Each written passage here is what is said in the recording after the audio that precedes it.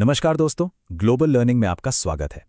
आज हम 18वीं और 19वीं सदी की उन ब्रिटिश आर्थिक नीतियों और भूराजस्व व्यवस्थाओं को समझने वाले हैं जिन्होंने भारत के आर्थिक ढांचे को आप कह सकते हैं हमेशा के लिए बदल कर रख दिया। हम ये जानेंगे कि आखिर कैसे इन नीतियों ने भारत की सदियों पुरानी ग्रामीण अर्थव्यवस्था की नींव को ही हिला दिया। तो देखिए, हमारी ये पूरी चर्चा 5 हिस्सों में होगी।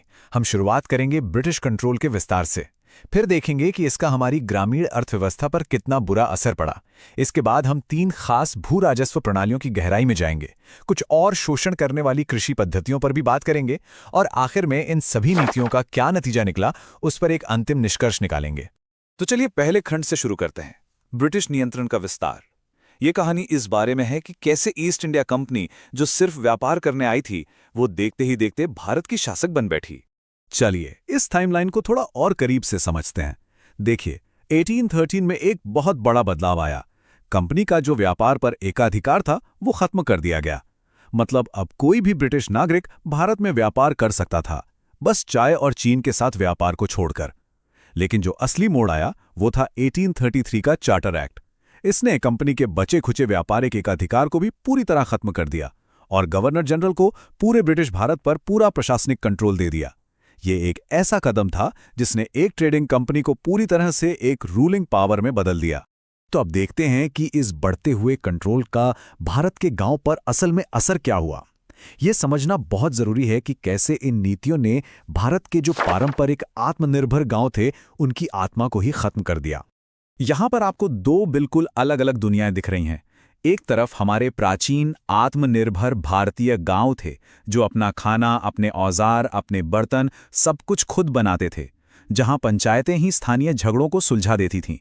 और दूसरी तरफ है ब्रिटिश दखल का विनाशकारी असर, किसानों का भयंकर शोषण, रेवेन्यू अधिकारियों और पुलिस की दखलंदाजी, कैश में लगान देने की मजबूरी और जो स्थानीय कारीगरी थी उसका पतन। आत्मनिर्भरता का वो दौर अब पूरी तरह खत्म हो चुका था। आपको पता है, कंपनी की कमाई का सबसे बड़ा जरिया था जमीन से मिलने वाला लगान, यानी भू राजस्व। और इस कमाई के लिए उनका पहला बड़ा प्रयोग था इजारेदारी प्रथा, जिसे 1772 में वॉरेन हेस्टिंग्स ने शुरू किया था। इसका कॉन्सेप्ट बहुत सीधा साधा लेकिन क्रूर था। भू राजस्व वसूलने का अधिकार उसे मिलेगा जो सबसे ऊंची बोली लगाएगा। ये किसानों के एक संगठित शोषण की, आप कह सकते हैं, एक औपचारिक शुरुआत थी। और अब हम आते हैं हमारी चर्चा के सबसे महत्वपूर्ण हिस्से पर, वो 3 भू राजस्व प्रणालियां जिन्हें अंग्रेजों ने सिर्फ अपनी आय बढ़ाने के लिए बनाया था और जिन्होंने भारतीय कृषि की कमर ही तोड़कर रख दी। इसमें पहली थी जमींदारी व्यवस्था, जिसे स्थायी बंदोबस्त के नाम से भी जाना जाता है। इसे ब्रिटिश भारत के करीब 19% हिस्से पर लागू किया गया था। इस व्यवस्था को 1793 में लॉर्ड कॉर्नवालिस ने लागू किया था और इसमें सर जॉन शोर की भी एक अहम भूमिका थी। ये मुख्य रूप से बंगाल, बिहार, उड़ीसा और संयुक्त प्रांत के बनारस जैसे इलाकों में लागू की गई। इस व्यवस्था के नियम किसानों के लिए बहुत ही ज्यादा कठोर थे। जरा सोचिए, एक सूर्यास्त कानून था। इसका मतलब था कि अगर कोई जमींदार एक तय तारीख के सूरज ढलने तक लगान जमा नहीं कर पाया तो उसकी पूरी जमींदारी नीलाम हो जाती थी। लगान का भी एक बहुत बड़ा हिस्सा, यानी 10/11 हिस्सा कंपनी को जाता था और जमींदार को मिलता था सिर्फ 1/11 हिस्सा। और सबसे बुरी बात यह थी कि किसानों से उनकी जमीन का मालिकाना हक ही छीन लिया गया और वो अपनी ही जमीन पर सिर्फ किराएदार बनकर रह गए। इतना ही नहीं, 1799 के एक नियम ने तो जमींदारों को ये अधिकार भी दे दिया कि लगान ना देने पर वो किसानों को जमीन से बेदखल कर सकते हैं। इससे उनकी हालत और भी खराब हो गई। चलिए अब आते हैं दूसरी प्रणाली पर, रैयतवाड़ी व्यवस्था। ये ब्रिटिश भारत के सबसे बड़े हिस्से यानी 51% क्षेत्रफल पर लागू की गई थी, जो इसे सबसे व्यापक प्रणाली बनाती है।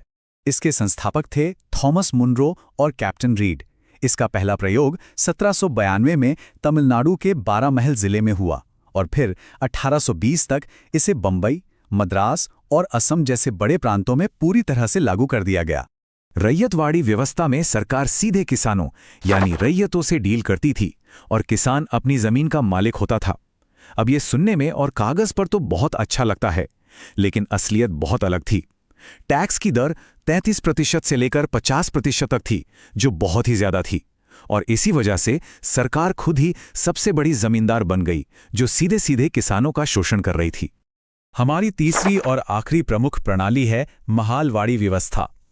यह ब्रिटिश भारत के लगभग 30% हिस्से पर लागू की गई थी।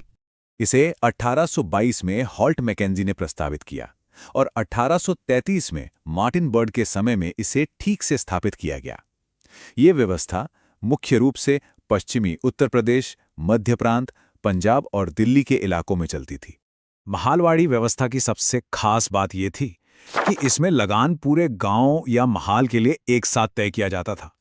जमीन पर किसी एक व्यक्ति का नहीं, बल्कि पूरे गांव का सामूहिक अधिकार था और लगान चुकाने की जिम्मेदारी भी पूरे गांव की होती थी। लेकिन यहां भी टैक्स की दरें बहुत ज्यादा थीं, जो शुरुआत में 60% तक थीं। सोचिए कितनी विनाशकारी रकम रही होगी ये। अच्छा, ये जो टेबल है, ये तीनों प्रणालियों के बीच के फर्क को बिल्कुल साफ साफ दिखाती है। जमींदारी, रैयतवाड़ी और महालवाड़ी। हम देख सकते हैं कि जमीन का मालिक कौन था, टैक्स की दरें क्या थी और हर एक प्रणाली कितने बड़े इलाके में फैली हुई थी। ये एक तरह से एक ही नज़र में आर्थिक शोषण की पूरी तस्वीर हमारे सामने रख देती है। लेकिन कहानी सिर्फ इन 3 बड़ी राजस्व प्रणालियों पर ही खत्म नहीं होती। शोषण के और भी कई तरीके थे।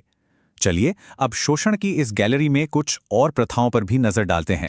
इनमें से एक प्रमुख थी तिनकठिया प्रथा।